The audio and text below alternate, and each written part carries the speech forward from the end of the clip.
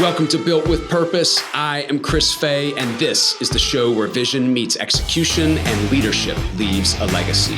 From design studios to innovation hubs and product lines to skylines, we meet the people building more than great companies. They're creating culture, driving impact, and shaping what's next.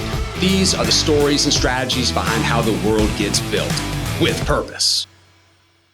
All right, everybody, welcome to Built with Purpose. Today is another episode of Between the Builds. I'm really excited to actually reflect back on last week's guest. Al Petrangeli from Carroll Daniel has been a friend and a customer and peer leader for a number of years now. I've had the chance to watch Al lead his company through major growth, major transitions, and was really excited to have him on the podcast. Funny thing, kind of thinking back on the podcast a little bit, I was sitting in actually this room in this podcast studio that we've built here in my office, and just was struggling with Wi-Fi and kept popping out. And so I think the podcast ended up being stitched together and working really well. So anyway, just thanks for Al for participating and being patient with me. And I think it turned out to be an awesome conversation.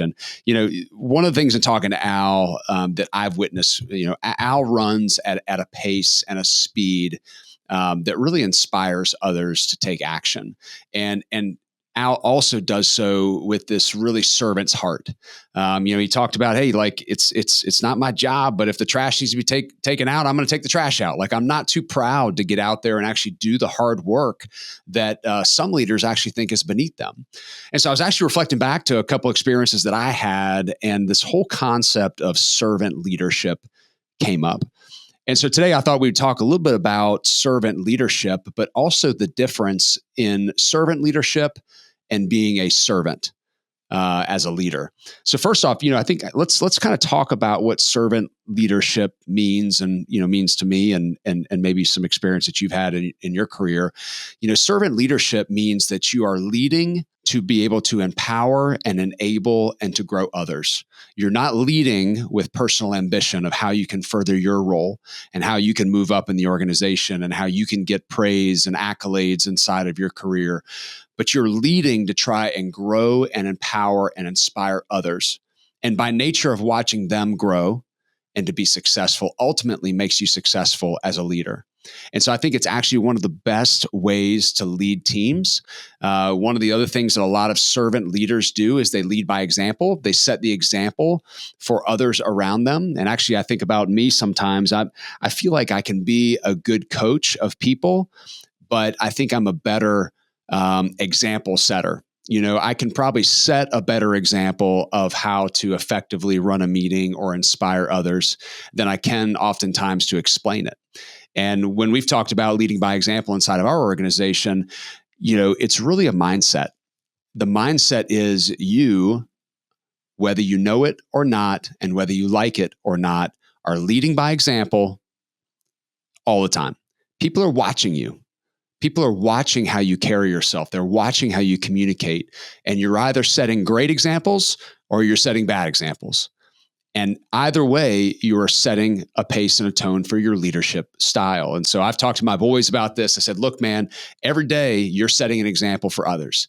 And whether you know it or not, you're leading by example. And people are actually looking to you to set the pace and the tone and the type of behavior that they might want to model. And that's why we think about, like, we are and we end up becoming the people that we spend the most time with, right? So if you really want to excel in your career, you find people that are farther ahead and smarter and more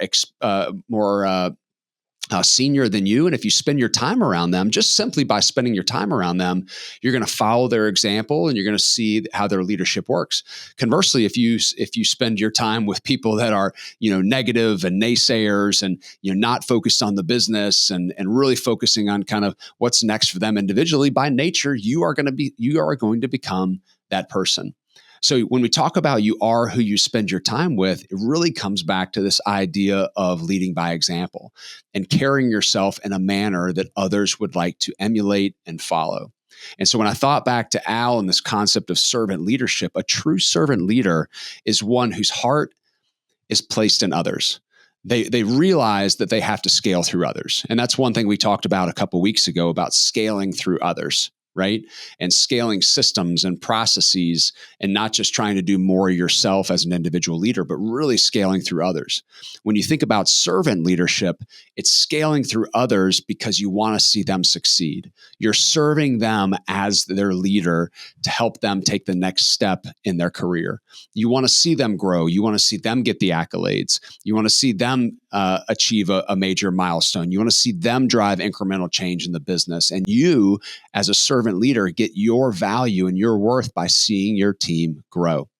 I can tell you, being on the receiving end of servant leaders and non-servant leaders, is the leaders that want me to be successful are the ones that I love to work with, because they are focused on my success far over and far greater than their success. And so servant leadership is not only a great way to lead for the leader, but it's also the best way for a follower to be led. Okay, so for a follower to be led, servant leadership. But again, one thing, I had a gentleman that used to work for me, and this is where the concept of servant leadership came. He said, "Well, I'm a servant leader. I really want to see my team excel." And I said, "Well, dude, that's amazing. Like, you have absolutely the right mindset. You're thinking about this thing appropriately. You want to see your team grow and you want to see your team scale. And so your heart is in the right place. But you're not always being a servant leader. Sometimes you're being a servant." And I was watching him actually do some of the work that the people that worked for him should be doing. And in his mind, he's like, "Hey, look, I'm going to take these things off their plate so they can go do what it is that they do best." But actually what he was doing is he was handicapping his team for two reasons. One, he was handicapping his team because he was taking on a significant amount of work and really overburdening himself to the point where he wasn't performing at his best. And then similarly, if you're a servant leader wanting to see other people grow, you need to teach them the accountability and the processes and the wherewithal to do these things themselves. We talk about scaling through others. So I want to see you successful. And that's why I want to teach you how to do these things so that you can begin to do those. And then you can ultimately empower and teach other people to do so as well. So I think sometimes we think of ourselves as servant leaders, but if we're honest with ourselves, we're probably being a bit more servants. And if we're being servants, we are not scaling through others. We are not teaching other people how to lead. We are not teaching other people how to be great servant leaders. And so I would just challenge you to think about, how are you leading every day when you carry yourself? Are you setting an example, a positive example that people would want to follow and emulate, whether they work for you or whether they're a peer inside of the organization or whether there's somebody just off the street? What example are you setting for the people that you are around? And two, what type of leader are you?